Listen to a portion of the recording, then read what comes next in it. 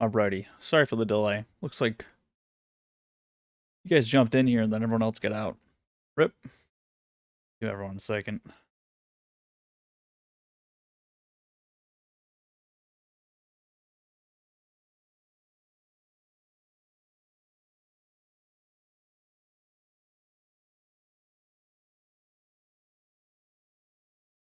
Mobsky with the 8%. What did you trade today?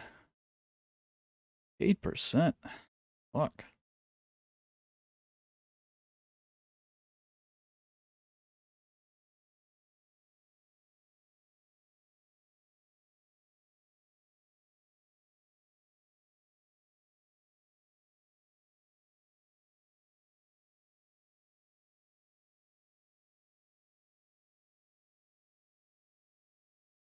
TLORGO, MGM.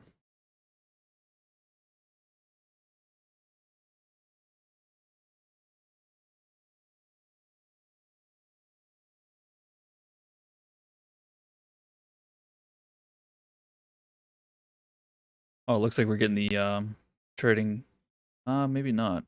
MGM actually down right now? Sure. Yeah, those are good ones. I mean, I'm not gonna wait for anyone. Those are definitely nice trades. It's nice again when we're getting these trades that continue on the value side with banks, obviously, but uh, again, these newer breakouts that continue to break out. I mean, it does make things a lot easier. That we can just kind of we can see a breakout happen and then just trade it the next day. I mean, I've basically I'm doing a little bit more of testing. Just I see a breakout and I just buy immediately the next day it opened without even seeing the price action. I just put the order in. Like today's a good example, something like that. I mean, you got to get off the pullback, obviously, but setting limit buys, it's definitely been working. So nice trades, definitely nice trades. The market today, I mean, what we were looking at earlier with some of these prices. I mean, if you look at the list today, I mean, retail really, I think the retail stores thing is going to be something that it's not just today, right? Those orders started today. So you mean when you think of anything on the consumer side, consumer spending, today definitely solidifies that idea that I guess again, I kind of talked about this game theory idea a little bit. When you look at some of the retail stores and the price action, it almost looks like a game theory approach of economic numbers come out and they're very good, right? Shows inflation, shows that people are spending their money. And then we get some selling immediately following. Like not like selling too much, but some sort of taking profit that it almost looks like, oh, okay, so some good news came out, so we're gonna sell on it. But then immediately today, starting off with some of the buying again, it seems more like game theory. It may just be more a more of digestion. And I talked about that last week. That this week was definitely be some digestion in terms of uh, looking at the numbers and maybe just sort of trying to get the whole picture. Because right now it's like we've been buying so much, and where do you go from here? The sort of this side of things with retail stores picking up a lot of bid today definitely is this is an angle that people haven't got this into their portfolios, just like travel, right? So like Momsky mentions MGM. When you look across the board, even CCL just holding from the gain here, uh, airlines themselves kind of taking a little bit here, sort of break even, but AL for instance up. Uh, I think this is the space that this is like the other side of the equation that you haven't got this on into portfolios, but this is also consumer spending. You think about it, right? This is what people spend their money on to do. And so the travel side is definitely a part of that I think is going to follow afterwards, but we see it in the retail stores. We see it in transportation. For whether we want to use Amazon as an example, um, it's holding here. I mean, I just mean in the sense that we see the economic, we see the earning numbers. Is this going to just immediately turn around here? Right. The numbers are great. And we know that this doesn't so much matter. We already knew that was great. Right. So when we see things like retail stores now getting bid today, it makes a lot of these other things obvious to me that these are all going to be bid, right? This is all bid. And so the overall day today was very bullish. I think there's a lot that you could definitely do. This urban, this was extremely volatile today.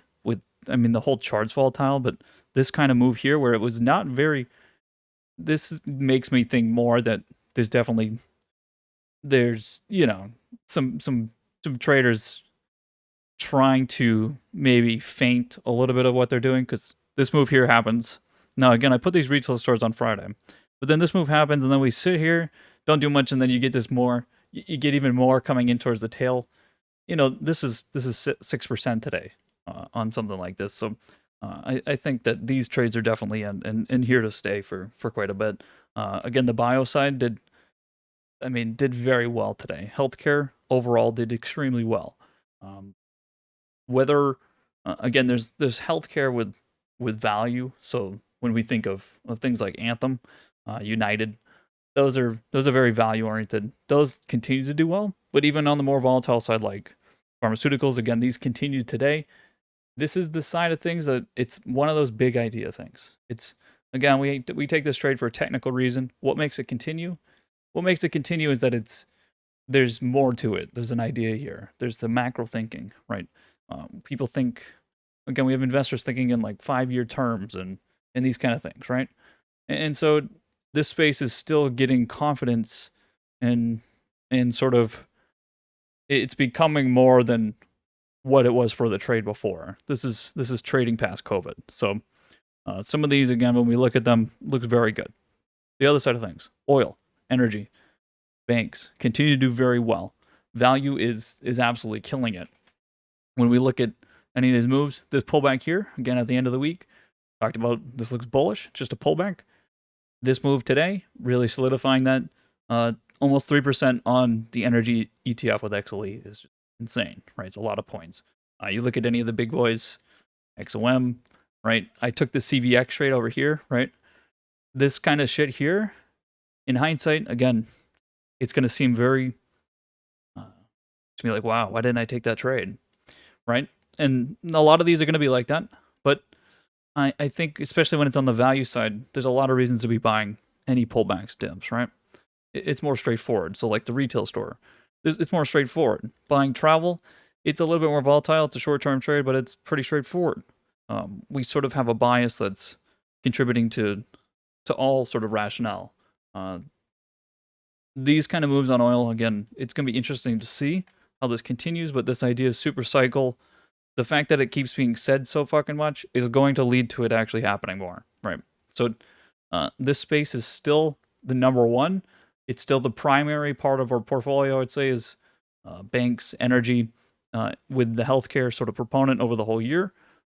Maybe not so much energy over the whole year, we'll see, but healthcare for sure. And then now we've sort of industrials have continued to do well. I talked about the chemical component, transportation component. Those have been looking interesting. And then let's take a look on the growth side. Growth took some profit today, and this is again where this average is not the best average to look at, but it still matters, right? Still matters. Looks like the Apple chart, right? Still matters. There's not much to take away here. Again, I think there's a lot of earnings sort of, I would say, again, there's some take profit from earnings because of the rally that we did leading into earnings. Does not really show, it's not a good example of how price is trading, right? And this is where things like Microsoft coming down here, it's really easy to look at this as negative, but even taking the trade here seems very straightforward, right? And now we're going to come out of here at a low. It's healthier price action. It's not like price was going to continue to go straight up, of course, anyway. And what's important to note here is we knew that growth was going to be the more sort of prone to consolidating its move and swinging back and forth, and we knew that was going to happen. So that's why we've traded differently on that side compared to things like value, where we can enter a trade and entrench ourselves and continue to trend, and there's not this need to transition. Whereas on the growth side, we know to transition when it's time to, right? If we look at any of those charts, you know exactly where we were again, something like here, again, ignore the yellow line there, but we took from support to the trend line, right? Things like Square Inc. and Twitter, right? Before all those negative moves happened, we already took profit on those trades because that was the trade. And now we've shifted focus to longer term. A lot of these haven't been set up, right? And so hopefully for some of you here, you're not hurting yourself trying to force growth trades. I've always talked about the most important part is protecting downside.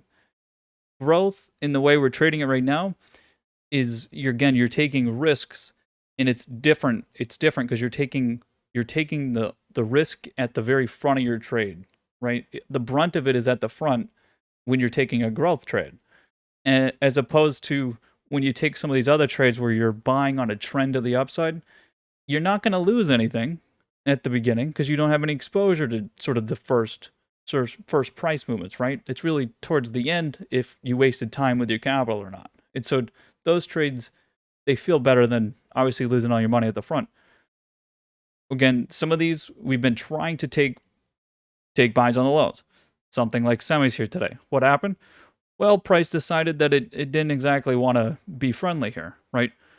And we sort of did this swing. We hadn't the sort of the percent here, it's less than 1% from the support. And we see this across the board a little bit. If we look across, when I took these on lows, this here is very difficult. And a lot of me, and I'm going to tell you guys, I held just about all of these because I just want to see and I want to feel it. This sort of trading underneath levels across the entire sort of board, it kind of, it doesn't feel right. So like for UMC here, right? I take this trade on the low, and then we come right back to where I entered here, but some selling at the end of the day. This sort of thing here, a lot of it points to further downside, right? Break even on all these. A lot of it points to further downside, but again, there's just something about this trade that feels like we're getting on the low. And again, this is the growth component, right? Where you're really reaching for a lot of these. I want to point out something that's important here about these growth trades and making these, if we think of like making them work, right? What would make or break the growth trade? Well, what hurts the growth side? If yields go up. When we talked about that, remember back in here, all of this consolidation was because yields were going up. And every time the yields would go up, the price would go down. And then we finally broke out of that, and we haven't had any problems. What happened today? The yields are significantly down, like significantly down. And again, there's different ways to look at it, but if people are spending money on bonds, which again is yields going down here, then that was money not spent on growth today. And so you're definitely seeing it a little bit here where you're getting this digestion from the news and we're buying into portfolio ideas. You can definitely tell that portfolios are being sort of formed again here. You're not seeing full rotations, but even like I talked about last week, we're definitely looking for rotations. You're not seeing so much a rotation here, but look at the price action, right? We bought a lot into growth. No one is selling longs. No one's selling. Price is stable. No one's selling, but no one's buying more here. And I think that's an important piece here, an important factor, and also what leads to me thinking that it's like retail stores today, right? No one was buying retail stores, and then everyone buys them today. So you're getting some of that where everyone goes, oh, no, I'm not going to buy anymore, and then they're going to buy them up at lows, right? And this is, again, where buybacks, as long as you're holding value, then you can keep pushing these trades, but that's why we took longer-term trades. And you can see it now, because if you took long-term trades here, you can continue to wait and be patient. You're not losing anything. You're in the money. You're going to be patient. Unless you have something better to do with the money, then you want your money in the market.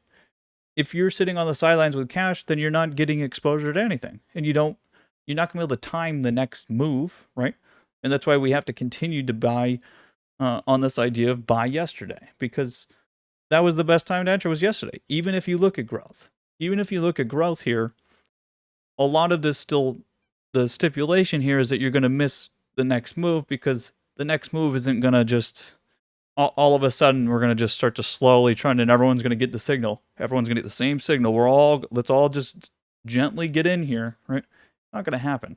And that's not how growth works, right? Did everyone get a signal over here? No, we sweated. We sweated through these trades. I got stopped out like 3 times on every single ticker I tried to enter. And then it worked here. The same thing's going to be true over here. Everyone's going to be sweating. And that's why we want to just be in our trades, right? And we're trying to long-term through, and allows us to not have to be working so hard every day.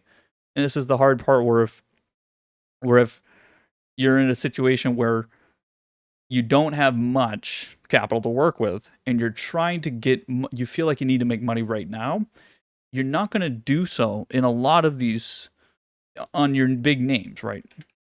It's about taking advantage of the moment when you have small capital, right? When you get a breakout, you need to go get in there and chase if you need to. You can get out quick enough. Price comes down, you can get out. You're not making trades happen over here. It's not going to happen, right? And that's why I talk about taking advantage of your moment. This is where you need to be in longer term trades and be in those trades that continue to basically grow, but they're not growth. They trend to the upside. They're bullish, right? And that's, again, we have very straightforward, obvious answers to that question. When you look, right, banks continue, energy continues. You don't need to force anything. We're definitely, again, you're definitely seeing some of this. I'm really curious to see how this week finishes off. I think the week we continue to trend to the upside, even on the growth side. It's just when you look at it, it seems like we're not doing much. And like you get a day like today where you see so many tickers do very well. And this is, again, where I talked about this at the end of last week. We've gone from this you could buy anything situation, and now we're back into those tickers that we pick out and we're looking at is going to give you a big advantage. And that's where, again, when I'm sort of working and looking through and finding breakouts, we are going to do better in these situations. It's always been the case that technical trades are going to outperform the market when the market's trading sideways, right? This is when we get hot and start to get frisky in here. Take a look at, again, if you take a look at the tickers that we're looking at, PBF is the weekly chart I just posted from over the weekend. This was 15% today. BNTX is is the buyout that I posted on the other layout. It's gone straight up the whole time. RRC, oil and gas, continues. Take a look as I go through some of these. Again, gold and silver took moves. There has been some significant gains that continue from breakouts, and I've been talking about this. It's this, whatever we want to sort of call the theme behind why, it doesn't really matter because the price action showing it. Again, the more recent the breakout, the more bullish it is, and the move continues, even to the point where if there's a pullback, again, these are all energy, obviously. You get that pullback, we know it's bullish and a part of the price action. These kind of trades are fucking great and killing it, right? These are good trades. Again, I would say for now, definitely focusing on the more recent charts is definitely going to help for anyone that's still looking for and hunting. Today was definitely a hunting day. I made the comment this morning, going for a bit of a hunt. They're out there. And again, it's about just looking at charts. This is where, if you just look, today was a good example, and I felt this a little bit. If you just look and you have the idea of the charts in your mind, right? Again, a lot of what I do is I'm just memorizing the look so that when I see the numbers ticking, I can go, okay, here's where I need to enter, or here's where I need to be maybe cautious and look. And you just have an idea of what the chart is and whether or not you reach a point where you can enter it or not, right? And your plan, you have a plan, and if things line up for your plan, then you execute the plan. It doesn't matter what the company is, what the ticker name is. It doesn't matter what the price is. You just have some sort of plan that lines up. There was a lot of things that moved very quickly today, but it moved in such a way that you could just buy it from open and you're good. Things from Friday. These are why we take trades like from Friday. I bought GE here on Friday at the low, and then we get 2.5% today. In hindsight, it looks very easy. You just bought it pulled into support where our line is. You buy it, and we push it into this week. these kind of trades make up a bulk of something like today. When I look at my portfolio, a lot of the trades that I did well on, again, are not my long-term trades. My long-term trades didn't really do shit today. I mean, besides the value stuff, but I mean, in terms of the newer growth, the newer growth like mega caps didn't do shit today for me. And so when I look at that side, in comparison with the trades that I just put on, the profits I'm getting, again, are far outweighing any losses to the top of my profit already, right? And so if I'm losing some money from the top because I'm holding it for long, I'm counteracting that with these more recent trades that are going to give me short-term gains that I then have the option to push further or not, right? And so something like GE here, I enter on Friday. Well, now I have the option to continue to push this further in the week. Whether I'm going to or not, I mean, I'm going to see what the price action looks over this week. Again, it's not like I'm going to lose it. I'm going to exit it tomorrow or something. If it tomorrow goes down 2.5%, I'm not going to. I'll get stopped out, right? But these give an option to further push it, and this is where your portfolio turns over, right? I have these long-term trades. When they get closer to expirations, I start to take profit on them. And I've, through that process, already been entering new trades, pushing them out to 3 months, whatever it is, right? And so every single week, maybe I'm taking some profits, but now I've already bought new 3-month positions, right? And then I had something that went from 3 months to 2.5 months, right? And so you keep sort of climbing that ladder and going, and that'll allow you to get into a pace. A lot of the problems that I've had in the past, then again, just to talk on more portfolio stuff, is that you get into a situation where all your capital is tied up into one idea, and then that idea fizzles out, and now you have all kinds of cash, and now you need to find something new to do with it. But maybe during that time, your money was in a different position, was the time to enter a different idea, right? And that's again where, if you look at what's happened recently, right, and how we've I want to put this into perspective, how we flowed. We went from small caps, right? We went long on this idea over here. We went long on small caps very aggressively on this idea, and it panned out very well, right? We went from this idea here, basically trading everything. Obviously, since the election, we went all in on everything. But we continued with small caps in here. Growth started to consolidate. We went into the Dow, right? We started to get very bullish on the Dow in here. So we went from small caps turned into large cap value. We went long on that. And then out of this move here, we went back into tech when it broke out from the 25th here. And so we went from one thing to another thing, now to this. Now we're in long positions on just about everything. And so now what are you doing, right? This is where some of those tail end trades are going to start to come off. And now you need something to do. Well, look, that's where, like, today I'm calling out some of the ideas I have, because I'm putting on these new trades that are going to become the new long-term thing that eventually will come off as well. And so having this flow of moving from one thing to the next allows you to always have your money working for you. Again, the worst thing is not to have money in the market. It sucks. Like, it literally sucks, because again, these weeks go by and then prices go up, and then even if they don't go up, it's the fact that you're gonna always be in a situation where if you have a bunch of money, you're just gonna buy shit. You're gonna buy dumb shit. You have no real. That's where, like, if I didn't trade for a week, and some of you might feel like this, if you didn't trade for a week and you just had cash, as soon as you go, oh, okay, time for me to trade, you're just gonna buy a bunch of dumb shit, because you have no. You're gonna buy what? You're gonna buy like Apple calls and Tesla calls, and you're going to go into that like non-disciplinary motive of, oh, I just need to get into things, right? And so let me just buy everything and then I'll manage it from there, instead of, when you're in this moment, you can go from one thing to the next, and sort of it flows very well. And with opportunity cost, if a trade you're in, a position you're in, is maybe not performing as well as something else you could pick up, right? And you see it and you go, okay, you know what, right now I've got a lot of breakouts that are working well. When I look at this list here, I can see how I could, today, for instance, if you didn't have cash to buy retail stores, this is already late, right? It's already sort of late. I put these trades on Friday. If I didn't put those on on Friday, you would have had to take them at open. But I know, even if if I had money to do so, it would have been very hard for me to do that. And that's where, again, you have to be ready for just about everything all the time. You don't really get to know, right? It's not like, even when tracking patterns and breakouts, it's not like we really know those things are coming. And that's where I really make sure not to fall into the idea of you see something happening, right? You start to see something happen, and then all of a sudden you start to draw lines on your chart and you go, oh, maybe this will be a flag. And then all of a sudden it doesn't turn into anything, right? That's where you don't want to be doing that. You just take what's in front of you for price, and that's it, right?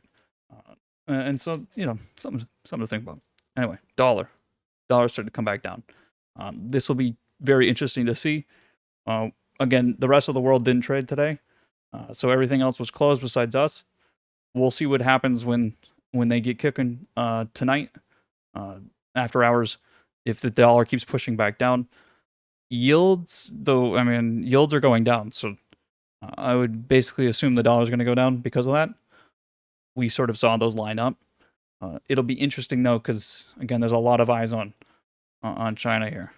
This is going to be interesting, right? It's going to be very interesting to see what happens in here.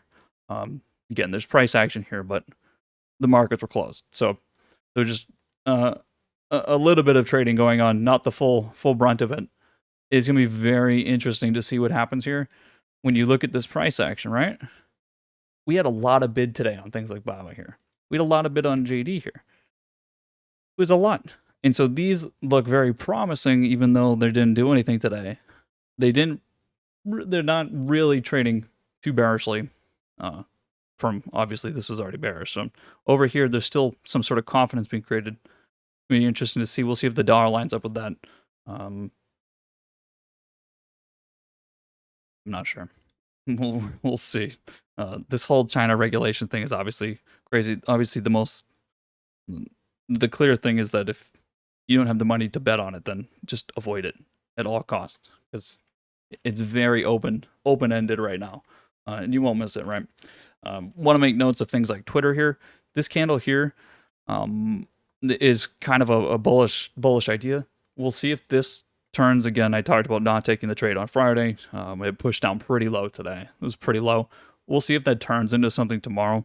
This kind of thing here is something I'm not against buying. Again, I wanted to wait, but I'm not against buying something like this. It's, I do think it's going to lose some demand to Facebook, and I posted that chart where it's like, it's not even close, right? But do we really, we don't care about if a company makes more profit anyway, right? Who cares? So Twitter's better than Facebook anyway, right? So we'll see if that catches some bid or not. That kind of trade, it might be nice to get some exposure to some retail momentum. Again, we haven't seen retail do much of anything. Those kind of areas might produce. It might produce something. It's not a guarantee, but I would say it's definitely possible.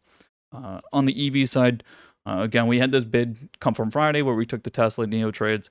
Today was completely fine. I don't mind this price action at all. I think the bid coming through here, again, this is more the China bid side, is nice, holds support. Tesla, I'm fine with a candle like this. Completely fine with a candle like this. I think this is actually, it's kind of bullish to see it like this. I'm not gonna lie. I'm actually fine with it. It was one of those days that, again, we had some take profits on mega caps, and it kind of slows the momentum down as you have this. It's, again, I don't know if we have so much game theory going on, but to put long positions on, it takes time, right? It takes time, and you put in periodic orders on. We're definitely seeing some interesting, flashy footwork coming in from hedge funds and everything to enter positions and kind of mask it a little bit. Whether there's positions being entered here on the EV side, I mean, that's the thing. You can't really tell.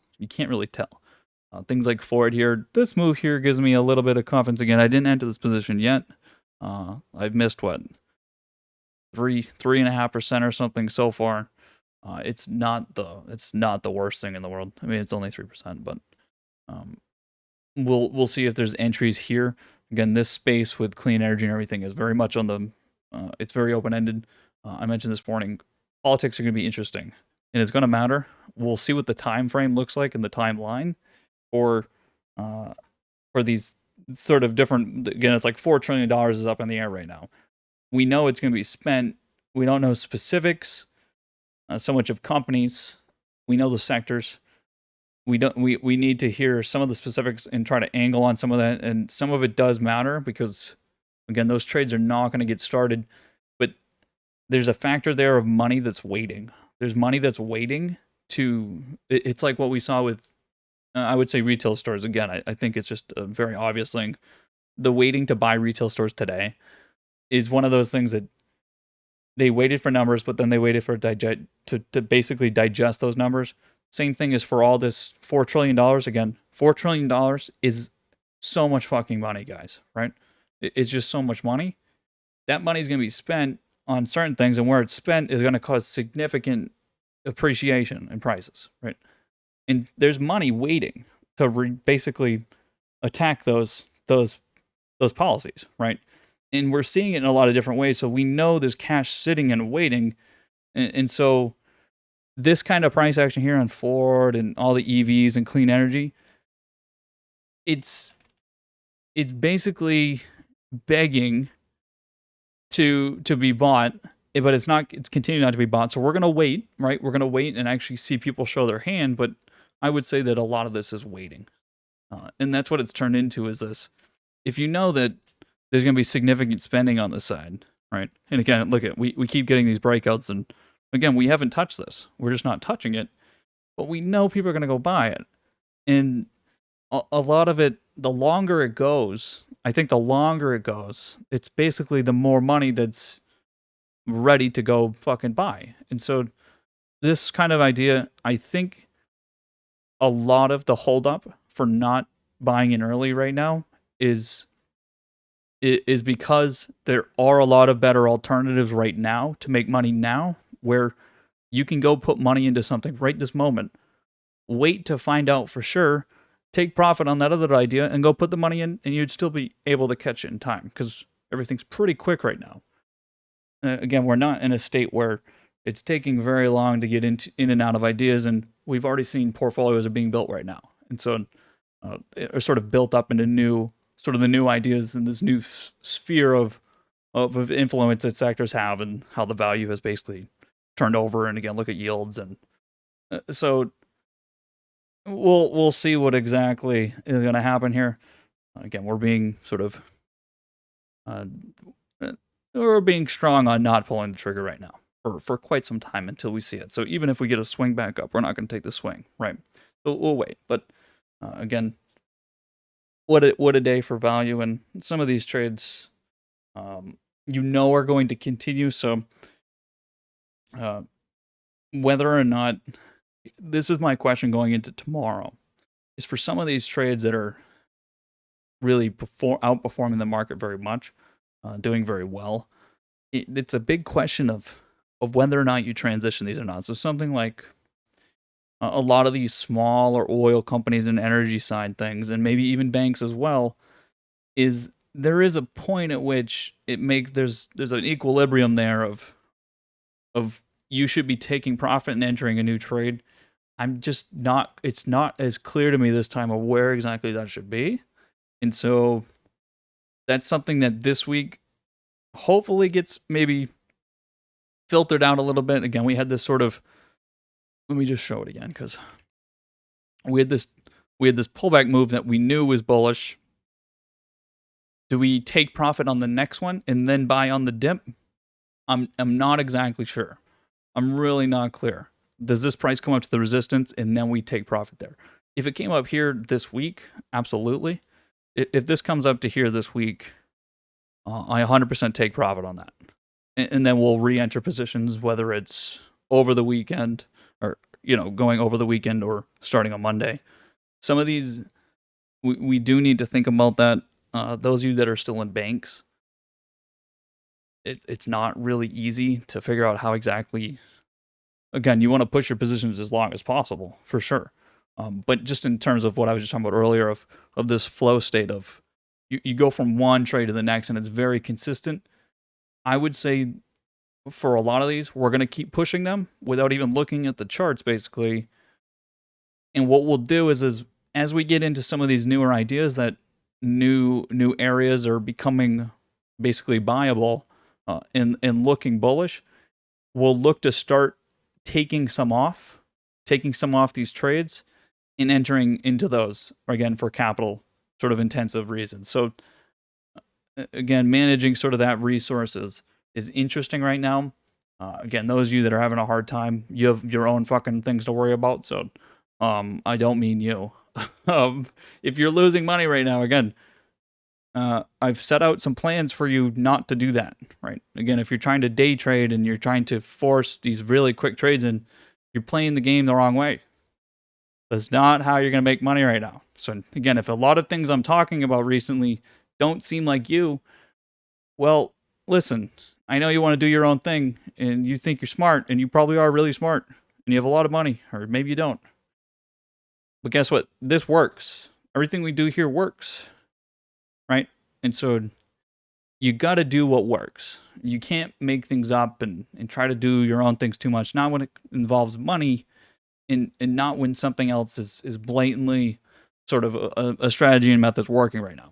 And especially when it's not just me, it's the whole market, right? It's not like my opinion is forcing trades here. It's the market's trading a certain way, right? Like, look, when you look at this, do you think this is going up? Everyone here would say this is going up, right? So why haven't you been trading this and you've been trading fucking some dog shit company this last like 6 months or something, right? If you're still doing that again, I don't think there's anyone in this call, but for anyone that does listen, stop. Just stick with the basics here. Stick with what we got working, right? LSU with the 450. I wonder where he got with that. Oh, must be Neo. Spoon says minus 5%, stopped out on most trades. Didn't pick the right ticker, says Spoon. A lot of you guys say that a lot. Again, that does come to here. Okay, let's talk about this concept for a little bit, because I mean, if you guys are out of here, have a great night. Obviously, I'll see you in the morning. But this idea of the picking ticker sign. Let me put some emphasis on this idea. Of course, not everything is going to gain, right? Now, I mentioned a little while ago, I don't know if you're in here, everybody, but I mentioned this idea of basically all the recent breakout charts have been very successful off of the break. So, for instance, if we just go to yesterday or this weekend's trades, right? This is I would say, again, I don't want to use this as I just want to use this as a more recent term example. This is not a general idea. I would say for all of March, or so for the half end of March and now for all of April, every single day after a breakout, the list has almost been all green. Maybe there's one or two, but it's basically been less than like 10% of tickers on each chart have been up on a continuation of a breakout the next day. A lot of it comes from, again, a pullback from open, which is the most common sort of thing that we see anyway, but it then bounces from there and puts significant points on. I would say for that, there's definitely, you definitely have some recent term positivity on that side. So again, you should be able to get into trades from there. I would say, again, know what you're doing in terms of entering new trades. Like today, what I'm trying to do is, if this is where, again, the difference is if you're already in long-term trades that build out a certain side of the equation in certain sectors, then your shorter-term trades that you're entering right now, or new trades that you're trying to enter, should be oriented towards a side that you sort of know the rules of the game. So like semiconductors today, right? I entered some of those and they're kind of down a little bit, right? And I got stopped out of some of them and had to re-enter them. That sort of understanding there should, I mean, I'm sure Spoon has, this is what he's doing anyway, but this idea of you kind of know what exactly you're angling on and what exactly is going to be happening, what the possibilities are. instead of, I think there are some people out here, and again, not speaking to Spoon, but for other people out here, I know what you're doing is you're not even in any positions and you're kind of just guessing day to day because you feel like you've missed some other things, right? I keep showing the bank chart, energy chart, and you haven't been a part of any of those, or like the value move, right? Or you didn't get the mega cap move out of the 25th, and now we're in a situation where you're trying to make things work. Again, it's got to be, you have to take it from, I'm going to build something from here, not I'm going to go catch something and hopefully I get lucky and this is the thing that breaks out. Or you enter things. I think LSU had this in the chat from last week where you're just trying to enter a trade, and if it doesn't work immediately, you get stopped out and you exit it. And then it's like, oh, well, I tried it today. It didn't work out today, so that sucks. I got unlucky. I saw the other tickers went up though. Would have been nice. There's two different things. One, you have enough capital to go get exposure to everything, and you feel it out, right? Some of the trades start to work, some of them don't. You take the money from the ones that aren't working and put it on the ones that are working. If you have trades right now that are working, take the money from the trades that you're, in quotations, trying to make work and go put it on the thing that works. You get to a point where you've built, again, it's so much more about building a portfolio of things instead of just this idea that everything is on its own, right? Trades are not on their own. This is where it can be, but for everything that we do in terms of trying to basically take things on support or continue things on a trend, it's about having exposure to all kinds of different ideas, right? And it's, again, because you don't know. You literally don't know what is actually going to work. And that's where I talk about this idea of casting a wide net, right? Of course, it's so much easier for me to get more exposure. I can just throw my money and try to capture as much as possible, and I basically got my hand on the pulse. And as something starts to heat up and work, more of my money is going to gravitate that way, right? If you have less, it does feel like you're trying to catch, and if it doesn't work, it's fine. That's where if you have small capital, it's about fucking just moving on really quickly. You enter something and you get stopped out, fucking try it again. Try it again. If it's not going to work, move on to the next trade. Wait for the next open, go put your money on it, right? The trades on the weekends. Talked a lot about those ideas. Those will definitely work a lot for a lot of you. Is you have to pay for the risk. Pay for the risk, or at least take the risk. And you have to be confident. I would say, for instance, a good example, and I talked about this. A good example are these travel trades. With this pullback, you got to take the risk to be buying this, right? And it's not obvious, but you have two different levels of risk. One is buying on the pullback, as this candle's basically developing. You go, you know what? I'm pulling the trigger here. Or, so that's the most risky. And then the other option is to wait until the open the next day, right? You wait for the open, and as soon as that thing goes bid, you're taking that trade, right? How are you able to do this? You have to look at more. You have more tickers to look at and more options to take advantage of. You don't end up in a situation where you go, okay, here's the 5 tickers I'm looking at today. I'm going to put my money on them, and if it doesn't work, those are the only 5 I'm looking at. So, you know what? Oh, well. Some of you do this, and I used to do this. I used to only trade JNUG. That's all I used to trade, because it worked well. And you get stuck in this idea of, I'm only going to trade this one thing. You can't chase dogs. You need to look at the whole market as an option.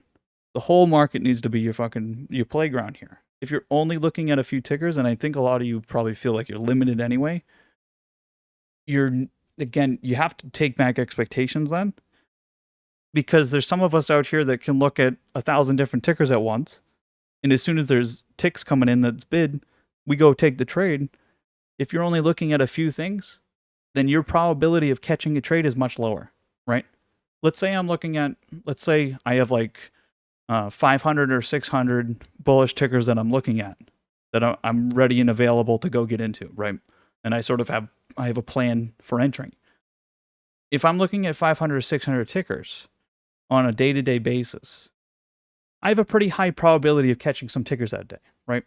And then again, it comes down to you're not going to enter all of them. Only a few of them are going to work. And then from those few that you enter, based on my skills and tendencies of how I've been trading, I should be able to have a higher probability of profiting on more than losing, right? And that's where when you talk about maybe 30% of trades or 100% or so for me, the rest can be less profitable, getting stopped out, right?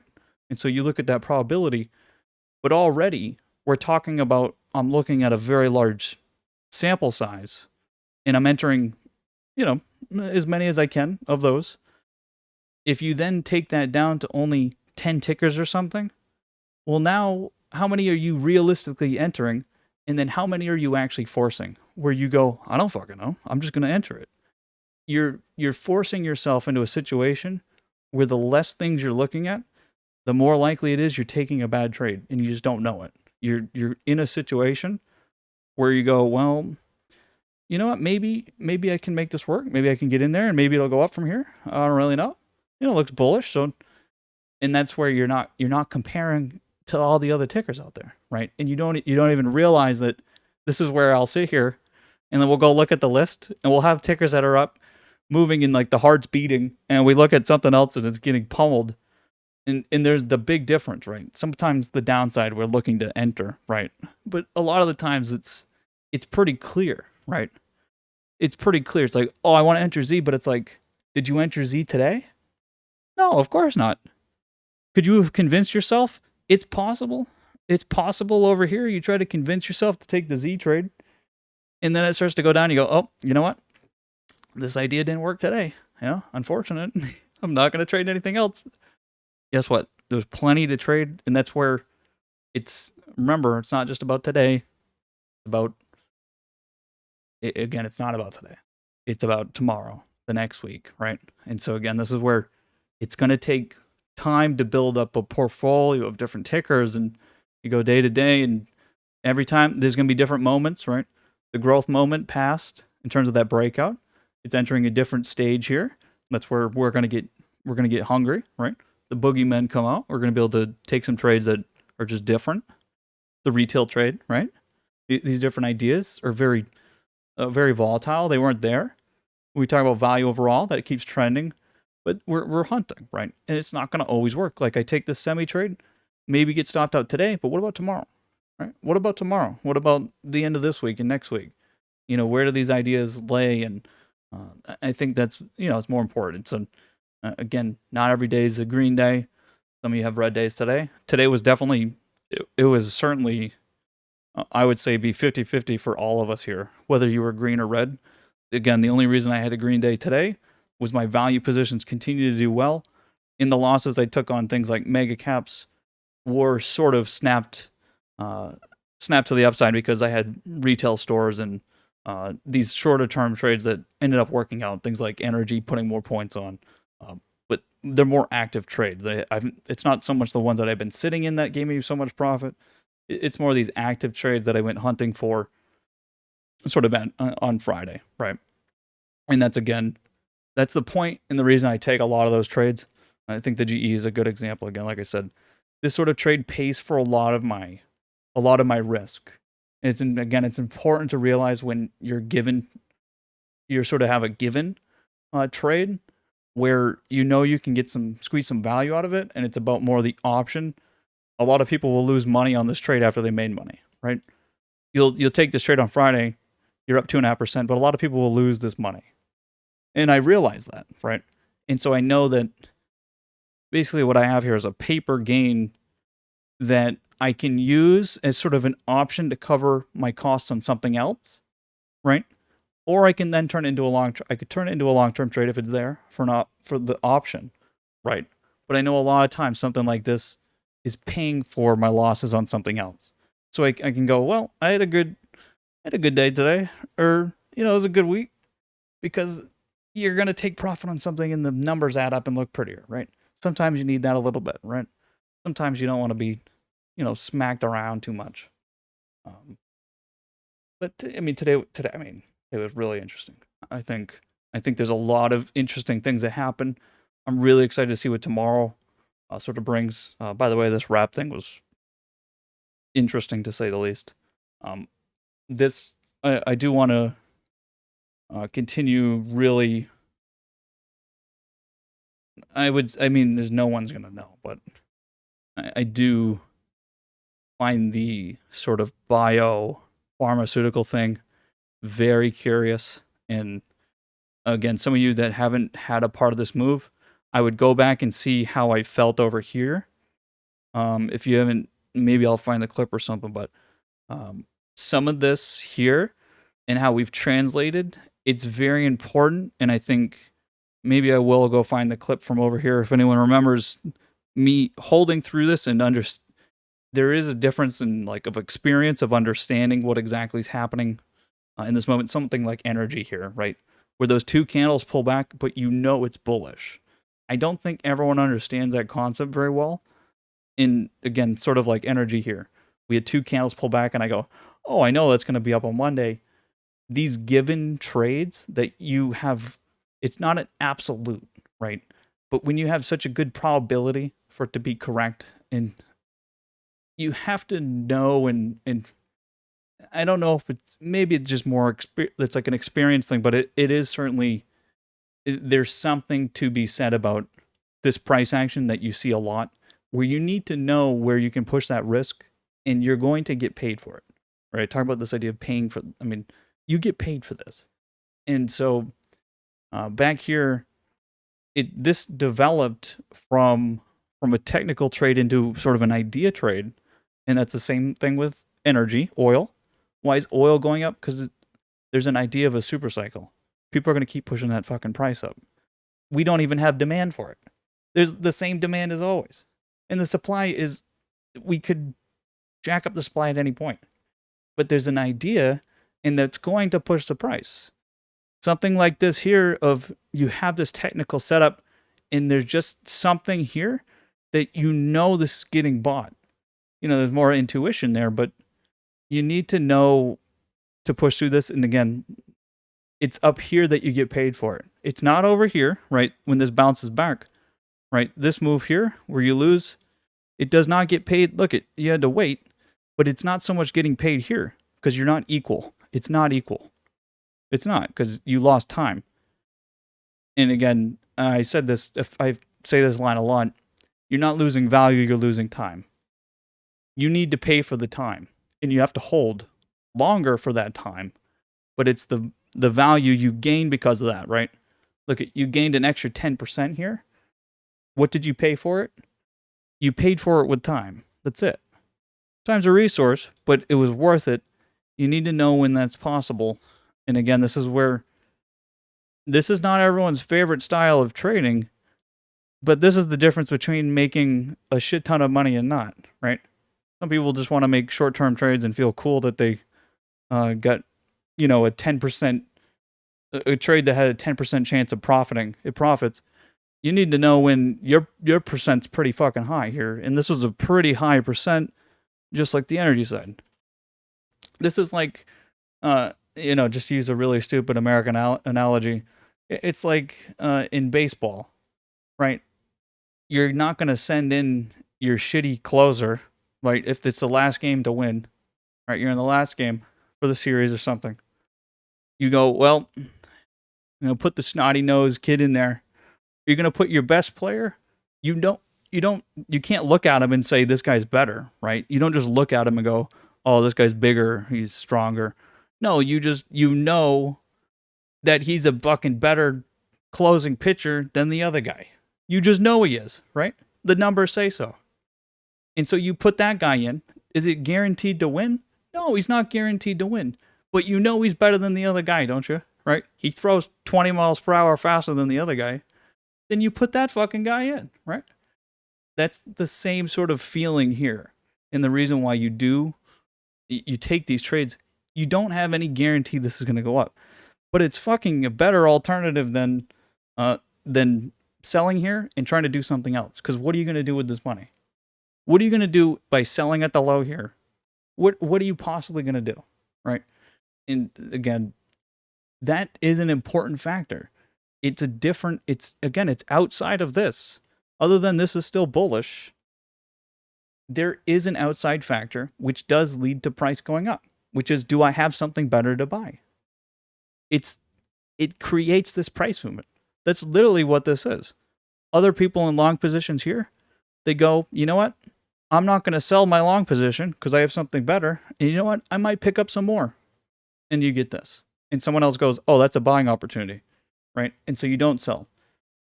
That's one of the hardest things to get out of, right? Where you buy high and sell low. Because a lot of beginners, they go, oh God, I got to sell here. I got to sell. And you do it all the fucking time, right? You buy when it's chasing, you're chasing momentum to buy, and then price swings back lower than where you entered. Buy high, sell low, right? Be careful with those, but I would say understand these. And again, that Myrna thing, it's whatever that day was where I was talking about it so much, but well, it doesn't matter. It doesn't matter. I already just said it, so I'm very interested to see what happens here. Powell didn't say anything important that I want to mention. There's not much. Oh yeah, Bitcoin's the other thing we're watching, and we didn't see much change here. Whether or not, again, I haven't entered. I'm not entering yet. This price action looks fine. This candle here is fucking wonky, very strange looking. But again, institutions are involved here. It's going to be interesting. And again, Ethereum is taking some of the demand out, so we'll see what happens. But a very good start to the week. Excited to see. I got some charts already lined up for tonight, so watch out for those. Short-term patterns, again, do play a pivotal role in sort of understanding. I would take a look at those lists. I will see you guys in the morning. Enjoy your night, your evening, wherever you are. And until next time, see ya.